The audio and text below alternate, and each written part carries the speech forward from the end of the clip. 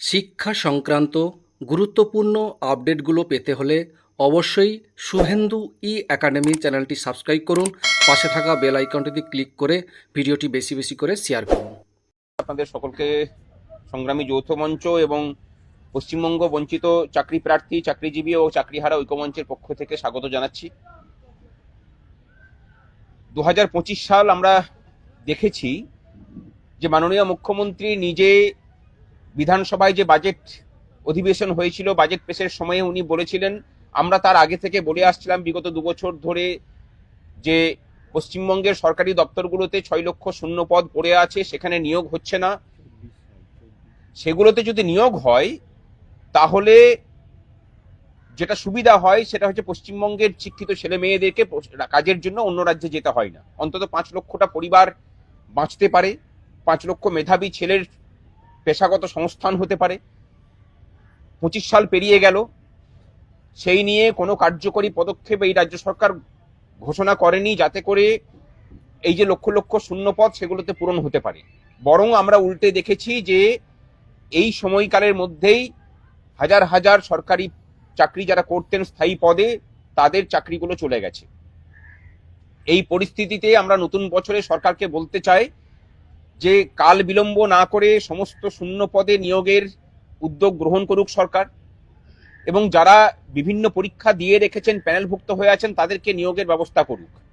যারা অস্থায়ী কর্মচারী আছেন, আপনাদের শুনলে অবাক হবেন, আপনাদের বাড়িতে বাড়িতে যারা জল পৌঁছে দেন, সেই পিএইচই ডিপার্টমেন্টের এই জল সরবরাহ করার কাজ যারা করেন, ভাল্ব মানে মেশিন যারা চালান, পাম্প অপারেটর যারা, ভাল্ব যারা অপারেট করেন, বিগত 6 মাস ধরে গোটা রাজ্য জুড়ে তারা বেতন পাচ্ছেন না। তাদের বেতন খুব সামান্য, 9,000 থেকে 12,000 টাকার মধ্যে। অথচ বিভিন্ন জায়গাতে আড়ম্বর দেখানোর কোনো খামতি এই রাজ্য সরকার কিন্তু ভোটের আগে রাখছে না। এরপরে আসছে যে আমরা যারা স্থায়ী কর্মচারী আছি এবং পেনশনার আছি, বর্তমান রোপাতে 40% মহার্ঘ ভাতা বকেয়া। আজকের দিনে দাঁড়িয়ে যখন আমরা কথা বলছি তখন সেই বকেয়ার পরিমাণ আরো বেড়ে গেছে। কেন্দ্র সরকার ইতোমধ্যে নতুন পে কমিশন ঘোষণা করেছে, তার সাথে সাযুজ্য রেখে আসাম সরকার গতকাল নতুন পে কমিশন ঘোষণা করেছে। আমরা এই বিষয়ে সরকারের নীরবতাকে লক্ষ্য করে মাননীয় রাজ্যপালকে আমরা চিঠি দিয়েছি যাতে করে উনি হস্তক্ষেপ করেন নতুন পে কমিশন ঘোষণা করার কাজে। আমরা সেই চিঠির অনিরুদ্ধতা আমাদের কনভেনার তিনি তুলে ধরেছেন। রাজ্যপালের সাথে সাক্ষাৎ চেয়েছি। এই সাক্ষাৎ হওয়ার পরেই আমরা গোটা রাজ্যের প্রত্যেকটা ব্লকে, সাব ডিভিশনে এবং জেলাতে আমরা ডেপুটেশন দেব, এবং তারপরে আগামী 27শে জানুয়ারি 2026 সাল বেলা 12টা থেকে শহীদ মিনারে আমরা অবস্থান জমায়েত করব, মহাসমাবেশ হবে সেখান থেকে। এবং তার আগেই আমরা সরকারকে সময় বেঁধে দিচ্ছি যে আমাদের অনতিবিলম্বে সমস্ত ধরনের বকেয়া পূরণ করুন, শূন্য পদে নিয়োগের ব্যবস্থা করুন, এবং যারা চাকরি প্রার্থী দীর্ঘদিন থেকে বসে আছেন তাদের সাথে আলোচনা সাপেক্ষে তাদেরকে নিয়োগের ব্যবস্থা করুন, এবং সেগুলো সব বিধানসভা ভোটের আগেই হওয়া চাই। তাতে যদি কাজ না হয়, ফেব্রুয়ারির প্রথম অথবা দ্বিতীয় সপ্তাহে আমরা নবান্নের সামনে অবস্থান বিক্ষোভে বসবে, এই দুটো মঞ্চই যৌথভাবে। এবং সেখানে যদি কোনো অপ্রীতিকর ঘটনা ঘটে তার দায়িত্ব সম্পূর্ণরূপে রাজ্য সরকারের উপর বর্তাবে, এবং তাতেও যদি কাজ না হয় তাহলে রাজ্য জুড়ে আমরা সমস্ত সরকারি ক্ষেত্রে লাগাতার ধর্মঘটের দিকে যাব। ধর্মঘটের দিন এখনো পর্যন্ত ঠিক আমরা এই কারণে করিনি, যেহেতু আমরা চাই যে আলাপ আলোচনার মাধ্যমে সমস্যাগুলোর সমাধান হোক। আর এই যে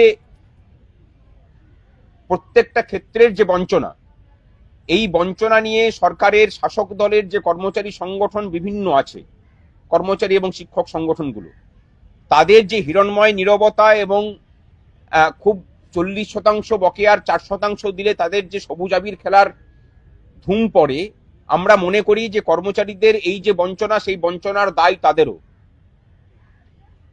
সুতরাং তাদেরকেও প্রমাণ করতে হবে যে তারা কর্মচারী সংগঠন, কর্মচারীদের স্বার্থ রক্ষা করাটাই তাদের প্রাথমিক কাজ।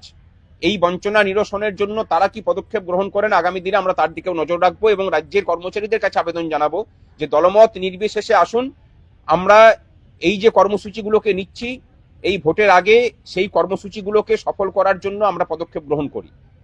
এবং তারই সাথে গোটা রাজ্য জুড়ে প্রত্যেকটা ডিপার্টমেন্টে আমরা নতুন পে কমিশন গঠন সহ সমস্ত যেসব দাবি দাওয়াগুলো রয়েছে এগুলোর জন্য গণস্বাক্ষর কর্ম নিয়ে সেই সমস্ত গণস্বাক্ষর আমরা নবান্নে জমা দেব।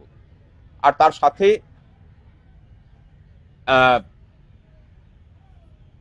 আগামী দিনে এই যে এসআইআর পর্ব চলছে বা আগামী দিনে যে ভোটের কার্য আসবে, যদি প্রয়োজন পড়ে তাহলে হয়তো সেখানেও আমাদের এই আন্দোলন তার প্রভাব পড়তে পারে। সুতরাং এই সমস্ত কিছুই আমরা কোনো কিছু হুমকি মানে আজ পর্যন্ত দিইনি। আমরা যা কিছু বলি সেগুলোকে কাজে করে দেখিয়েছি। আগামী দিনে তীব্রতর কর্মচারী এবং বেকার ছেলেদের, যে ছেলে মেয়েদের এবং চাকরি প্রার্থীদের ক্ষোভের সম্মুখীন রাজ্য সরকার হতে হবে, সেটুকু আমরা আগাম পূর্বাভাস দিয়ে রাখলাম।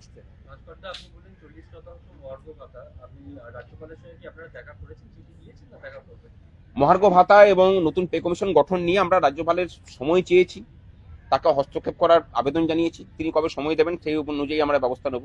এবং তারই সাথে আরো একটা বিষয় বলে রাখি, সামনে যেহেতু বিধানসভা নির্বাচন আসছে, আমরা খুব পরিষ্কার করে বলতে চাই আমাদের যেসব দাবি দাওয়া রয়েছে সেই দাবি দাওয়াগুলো প্রথম শ্রেণীর রাজনৈতিক যে দল তাদের ইস্তাহারে সামিল করবে এবং ক্ষমতায় এলে পরে সেগুলোকে মিটিয়ে দেওয়ার প্রতিশ্রুতি দেবে, আমরা তাদেরকে সমর্থনের বিষয়ে সদর্থক ভাবনা চিন্তা রাখবো।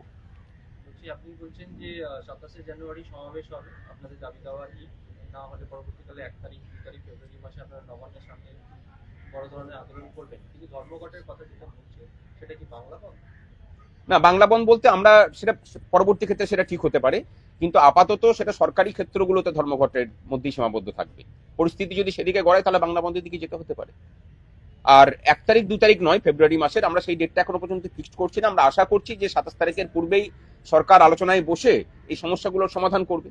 যদি সেটা না করে থাকে তখন ফেব্রুয়ারি মাসের ফার্স্ট উইক বা সেকেন্ড উইকে আমরা নবান্নের সামনে অবস্থান বিক্ষোভ শুরু করব।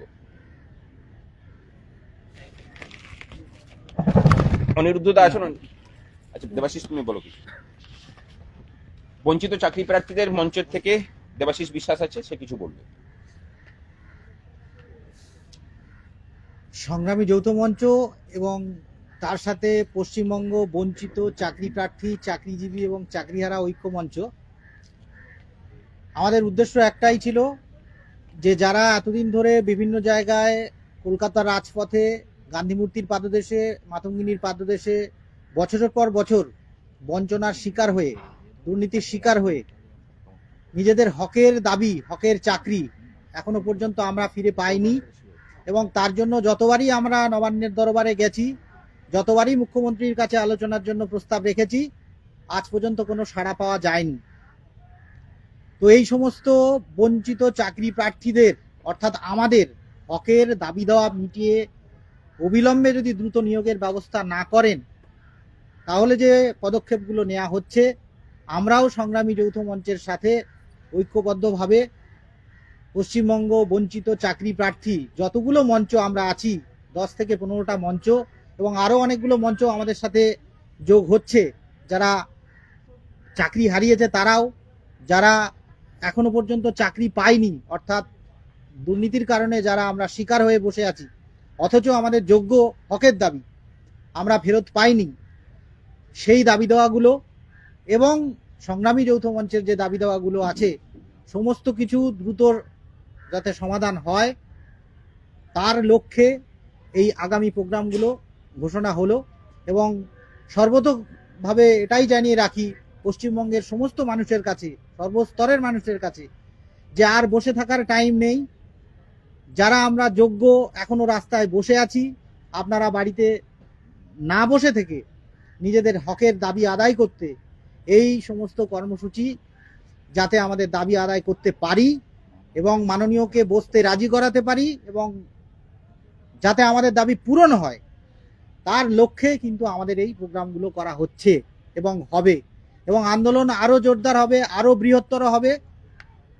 আমরা কখনোই বিধ্বংসী কোনো চেহারা নিইনি, কিন্তু আমরা চাই না যে নেপালের মতো পরিস্থিতি হোক, আমরা চাই না যে বাংলাদেশের মতো পরিস্থিতি হোক। আমরা চাই শান্তিপূর্ণভাবে, এখনো আমরা মাথা ঠান্ডা রেখেই আমরা চাকরি প্রার্থীরা রাস্তায় বসে আছি বা ধর্ণা কর্মসূচি করে যাচ্ছি বা বিভিন্ন ডেপুটেশন দিয়ে যাচ্ছি। কিন্তু এটা নমনীয়তা মানে এটাই নয় যে আমরা একটা শ্রেণীর দুর্নীতিগ্রস্ত ছেলেরা সাদা খাতা জমা দিয়ে তারা চেয়ারে বসবে আর আমরা আমাদের ন্যায্য অধিকার থেকে বঞ্চিত হব, এটা কখনোই হতে পারে না, হতে দেবেও না। তাতে যদি আমাদের প্রশাসন, পুলিশ প্রশাসন আমাদেরকে মানে চাকরি প্রার্থীদেরকেও যদি গুলি করে মেরেও দেয়, আমরা এক বিন্দু জমি ছাড়বো না। এবং এই আন্দোলনে আমি আশা করি পশ্চিমবঙ্গের সমস্ত বুদ্ধিজীবী এবং চাকরি প্রার্থী তো অবশ্যই, এবং যারা চাকরিজীবী আছেন তাদের লড়াই নিয়ে লড়ছেন বা আমরাও তাদের সাথে সামিল হয়েছি। ভবিষ্যতে আন্দোলন আরো জোরদার হবে যদি এই দাবি দাওয়াগুলো পূরণ না হয়, ভোটের আগে অবশ্যই। আপনাদের কোনো স্পেসিফিক জিজ্ঞাসা যদি থাকে তাহলে ধন্যবাদ সবাইকে।